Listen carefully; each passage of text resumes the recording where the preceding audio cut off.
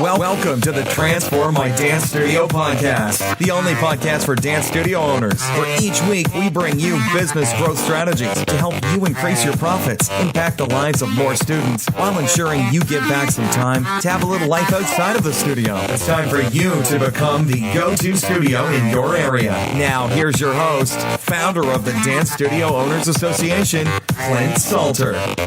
Hey everyone, it's Clint Salter. Welcome to the Transform My Dance Studio podcast. Today, I'm so excited to be joined by the amazing Kathryn Moorhouse, who is dedicated to helping business owners grow their businesses using Pinterest. She's the founder of KathrynMoorhouse.com and is one of the leading experts on Pinterest for businesses. Now, Kathryn, welcome. I'm excited to have you here. Thanks for joining us.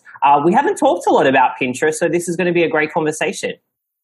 Thank you so much for having me. I hear that often, actually.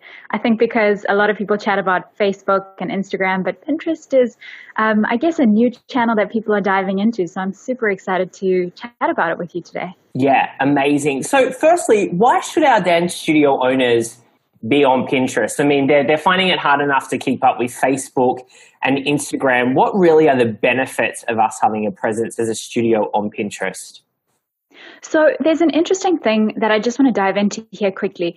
Not all dance studios should be on Pinterest. However, it is a fantastic platform for some dance studios. So we're going to dive into potentially some of the benefits now, and then also the kind of things that a dance studio should consider to see if they would be a good fit for Pinterest. So I agree with you. You don't want to jump onto every single social media platform because it's really hard to maintain.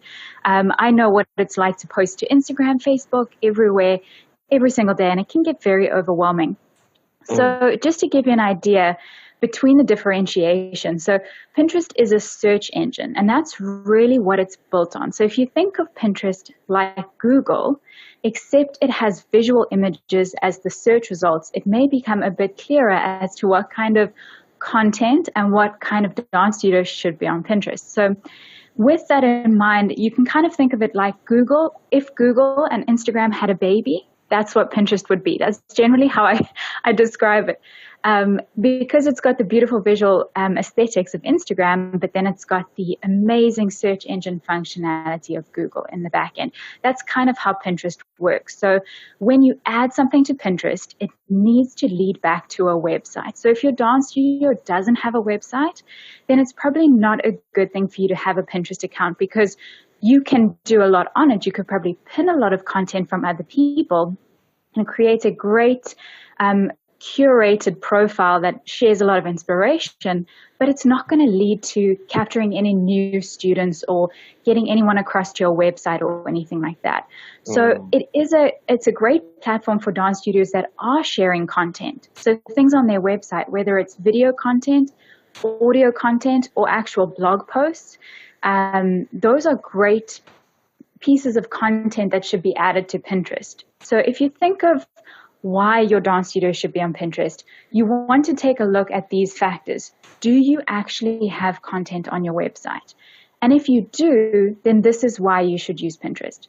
Because when you add a piece of content like a blog post or a video training, dance tips, anything like that from your website to Pinterest, that pin, so that's what it's called when you add something to Pinterest, it's called a pin.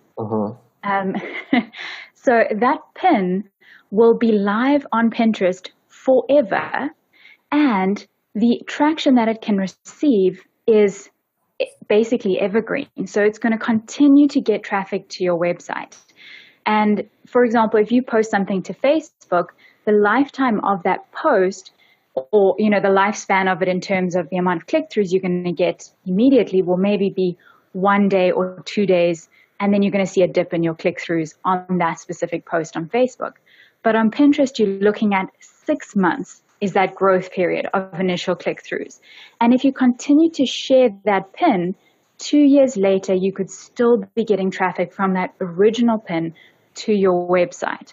So it really is a fantastic platform when you have content and you can share it, and you don't have to worry about creating a whole new description, a whole new post, a whole new thing every single time you want to share that blog post. So you just keep repinning it over the next couple of years, and you can see that traffic increase and increase and increase.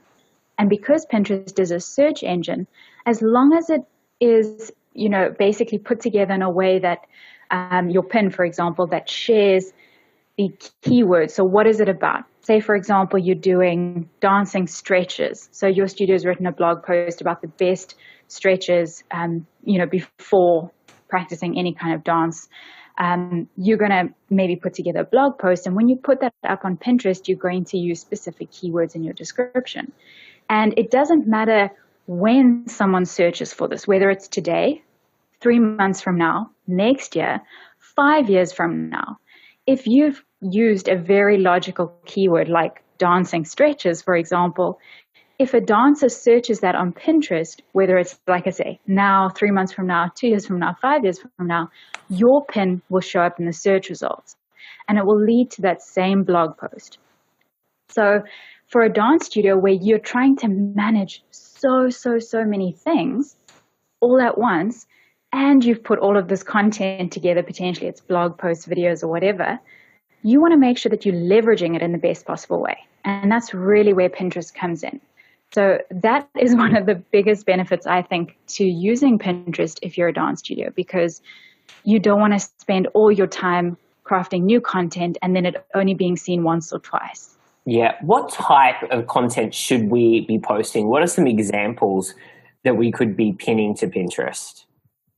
So what you want to pin to Pinterest, it really could be anything. Like I said, it could be audio content, video content, blog posts, but essentially you're still going to be pinning the same thing. It's an image.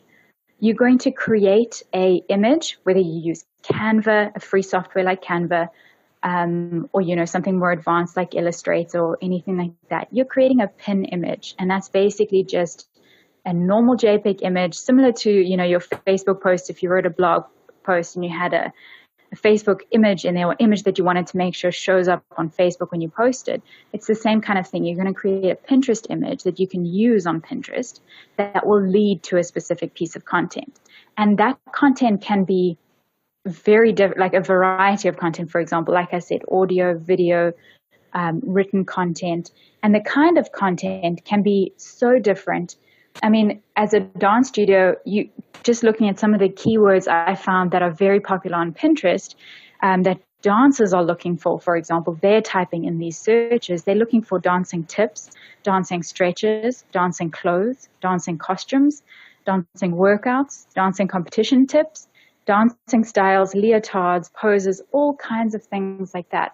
And your content, whether you decide to create physical products, you can pin that to Pinterest. Whether you decide to create blog posts sharing dancing tips, you decide to create videos with a couple of stretches they could do in the morning and evening, or if you just want to do a podcast or an audio or any kind of content like that, can be pinned to Pinterest. And what you'll use is an image. You will pin the image from your website to Pinterest, and that will lead to the piece of content. Does that answer your question? Yeah, certainly. Wonderful. So I'm just wondering, is this something that we should be using to attract and acquire new students, or is it something for us to, build engagement and community and retention within our existing customers? Because I know a lot of mums are on Pinterest. So I'd love to get your thoughts around that. Definitely. So I think in essence, you could actually attract both, and you could use it for both. You could use it for student attraction to make sure that you get new students, or you could use it for that community and creating a lifestyle and sort of an awareness for your business. The key here is just to choose what your goal is and to stick to one in the beginning. Mm-hmm. Because it can get very complicated when you are trying to put together a profile and you are trying to be everything to everyone all the time. And so I always suggest start with one. If your goal is to get new students, then use that to frame your mindset and decide that is what I'm going to use it for at the moment, but I can always expand into creating a wonderful space for current students to come to this Pinterest profile, to get inspired, to build a community and things like that. But your first, if I could make a suggestion, most dance studios obviously want to get in new students. So if that is their goal, then I would make that the initial goal. Now, again, it just depends where you're at with your dance studio. So if you are a dance studio that has online content, things like videos, blog posts, then I would dive straight into the student acquisition. So basically trying to get new students from Pinterest and acquire them in that way, whether you're targeting the moms or you're targeting the dancers themselves. Because you've got that content that's going to attract them anyway. But if you don't have that online content yet, but you know that maybe your future goal, the future goal is to get students from Pinterest, then I would start with creating that community on Pinterest by creating a profile that inspires dancers, that builds that community, that shows them the lifestyle that your dance studio is, representing, and inspiring them potentially by curating content from other people that they may be interested in. There's multiple ways you can use it in that way. And that's great if you don't yet have any content to post on Pinterest from your own website, for example. Yeah, I love it. What tells us whether or not a pin, a post was successful or not? Are there analytics that we need to be looking at? Can we do calls to action on our pins? How does that all work? Because we want to make sure we're getting some type of return on investment, obviously, from using this as a strategy. Definitely. And I totally agree with you. Call to actions are so important. So yes, you can use call to actions on your posts, and it's encouraged to do so, especially in the description area. So the pin description allows you to put text in there, and you can add in a call to action, a very clear call to action. And then you could also potentially, on a variety of your pin images, you could use call to action buttons as well if you felt like it. But that comes into the designing of the pin image. But in terms of the analytics, so there's a variety of ways you can look at your analytics. And the easiest way is to go directly into Pinterest analytics. They have a button, top left-hand corner of your Pinterest profile. It just says analytics. So you'll click on that and you'll take a look at your overview. And you'll see 3 boxes. The one is a green box, then there's the purple box, and then there's the blue box. The green box is your overall Pinterest profile analytics. That's analytics on pins that lead to other people's websites.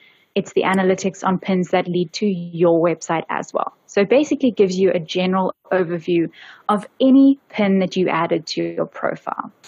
And in that, if you dive deeper into that, you can see the impressions on the pin. You can see the repins. So a repin is a save. That means someone saved the post onto their own Pinterest profile. They were inspired or they liked it enough to save it onto their own Pinterest profile. And then the third one is your click-throughs. And that's really what you want to focus on growing over the long term, because that is click-throughs to your website or click-throughs to other people's websites, for example. So then the blue boxes, again, if you had to choose one area to go and look, I would go into the blue box because that focuses purely on your website analytics. So any pin on Pinterest that leads directly to your verified website on Pinterest. And again, you focus on the clicks there. You go and look at the repins and the clicks. You see how many people are sharing your pin onto their profile, because that tells you if it's of interest to them, if they like that piece of content. And it very clearly shows you what they're interested in. And then again, obviously the click-throughs, it tells you how many people are visiting your website from a specific pin as well.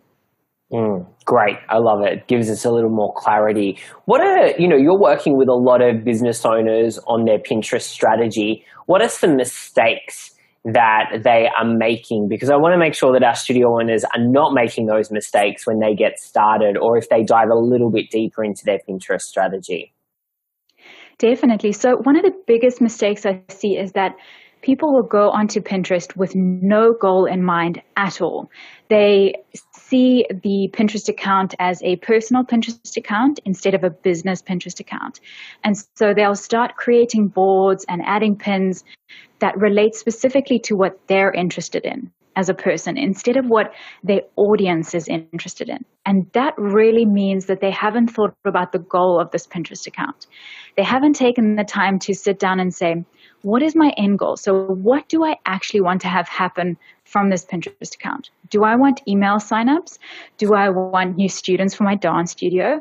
Do I want people to visit my blog post and purchase my content upgrade? Or do you want them to visit your website as a dance studio and purchase your, maybe it's physical products. You've got some specific, mugs or t-shirts you've made for your dance studio. Do you want to lead them there so that they can purchase that? And once you've figured out that goal, it becomes a lot clearer as to what you should do on Pinterest, because now you have that clear direction of, this isn't about me. This isn't about my personal choice. I'm not going to pin recipes that I like, because recipes has nothing to do with my dance studio unless I'm looking at it from my students' perspective. And I'm thinking, what are my dancers searching for? Are they looking for quick and easy breakfast smoothie recipes before they come to the studio? Are they looking for quick, light lunches they can make, in between their dance sessions, or just after they, have finished dancing? Do they want a snack? Like, what kind of things are they searching for? So again, it takes it away from what you're interested in, and it moves it into the perspective, what is my ideal client actually looking for on Pinterest? Because if they're searching for something on Pinterest, for example, dancing stretches, and I decide that as a dance studio, I want to pin images of dance studio inspiration. So what does my dance studio look like? Let's pin a bunch of those images. My ideal client, my student, isn't searching that. She is searching dancing stretches, or he is searching dancing stretches. And I'm not providing that content at all on Pinterest because I'm looking at what I'm interested in. And then again, that doesn't lead to the end goal. So instead, you really need to start by looking at, what is your ideal client searching for?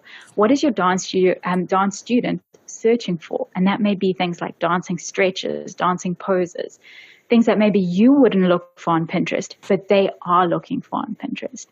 And that's one of the biggest mistakes I see, is people don't spend enough time looking at that and building their boards and their pins and their profile around their ideal client. And so they don't end up attracting their ideal client.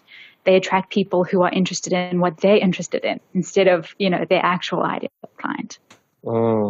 So good, Kathryn. I'm loving this. I'm loving it. I know we're running out of time though. So where should our studio owners get started if they don't have a Pinterest account, or they kind of do, but they don't? They set up one, but they haven't done anything with it. What would be the first 2 or 3 steps that you would suggest they take?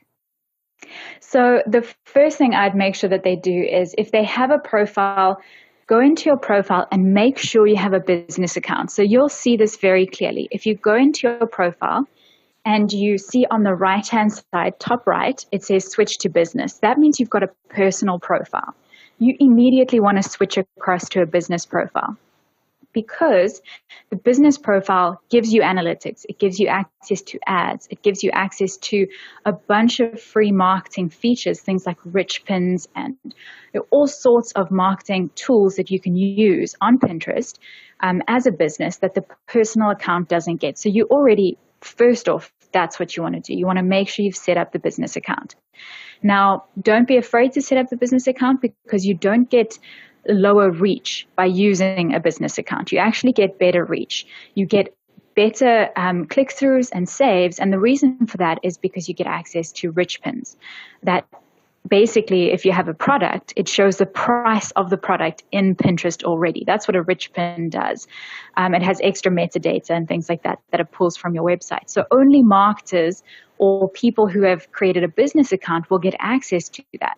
And pins with the rich pin functionality are shown more across Pinterest than pins without it. So you definitely want that business account.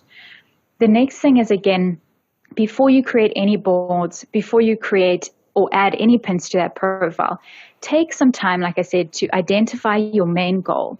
What do you want the action to be that they do? Do you want them to visit your website, sign up for your email list, make sure you've gotten super clear on what it is you want them to do. And then spend a bit of time on Pinterest finding out what they're interested in. So how you do this is you go directly to the Pinterest search bar. And if you go into Pinterest, you'll see you can just type straight into the search bar in the top center. And you can type in a word, a key phrase, basically. This is how we do keyword research on Pinterest.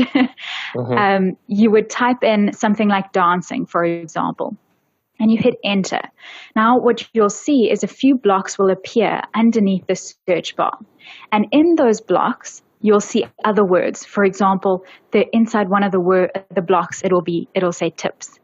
And if you hover over it, you'll notice that it now says dancing tips. And what that is it's the Pinterest guided search. Pinterest decided to make it super easy for for pinners to search for things that are very common and most popular on Pinterest. So they've created those blocks. And that, for a marketer, shows you what the highest search terms are on Pinterest by pinners on Pinterest. So if someone's searching for dancing, the highest search term in relation to dancing is dancing tips, for example. And so you can now see, okay, my dancers or people on Pinterest are really interested in dancing tips. And once you click on dancing tips, so that block, it'll go into another guided search and it will dive even deeper into more keywords. And what this does is it shows you what people are actually typing in on Pinterest, what they're actually searching for. Not what you think they're searching for, but what they're actually searching for. And soon enough, if you keep writing these down, you will see that you have almost 50 keywords very quickly. And those keywords actually become potential topics for your boards. For example, you can have a dancing stretches board, a dancing tips board, a dancing workout board, all of these just from typing in the word dancing and finding out what people are actually searching for. So those are the top 3 things I would do immediately before I moved on to anything else. It's great. It's great. I love it. Thank you for sharing. Kathryn, we have run out of time. Thank you so much for sharing all of your wisdom with our studio owners today on how to start Pinterest, make the most of Pinterest, why it might be a great fit for our studio owners. I greatly appreciate it. Where can our studio owners go to find out more about you? Wonderful. Thanks so much for having me. So you can find me at KathrynMoorhouse.com. That's KathrynMoorhouse.com. And I do have a contact form there. Just pop me an email if you have any other questions. Again, I'm also on Pinterest and Facebook, and you should be able to find that directly from the website. Amazing. Thanks so much again, Kathryn. And studio owners, please make sure you go and check out all of the great resources Kathryn has on getting the most out of your Pinterest strategy. Thanks, Kathryn. Thank you so much. Thank you for joining us today. For all the resource links from the show and to receive access to our free dance studio growth training, make sure you visit transformmydancestudio.com.